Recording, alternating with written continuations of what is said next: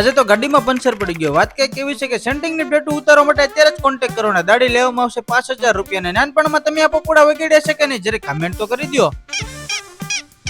ને ફાઇનલી 1 કલાક પછી આપણું દવણું દળાઈ ગયું છે ને આવી ગયું છું ઘરે. રોજનું કામ આપણે દૂધ લેવા જવાનું, દૂધ લઈ આવ્યો ને બીજા દિવસે ડેલો ખોલી લીધો છે ને ગાડી છે આગળ તૈયાર ને આવી ગયું છું ગાડીમાં, કારણ કે આપણે ફોલ્ટ રિપેર કરવા જવાના છે. અને જ્યાં સુધી આપણે ચા ન પીએ ત્યાં સુધી આપણું કામ ચાલુ નથી થતું. ને 2 વાર આ ફટાક નીકળે, બે વાર આ ફાટક બંધ છે ને ફાઇનલી ઘરે આવી ગયા છે આપણે ફોલ્ટ રિપેર કરવાના. આજ તો તમારો ભાઈ ગાડી હેકાવાનો છે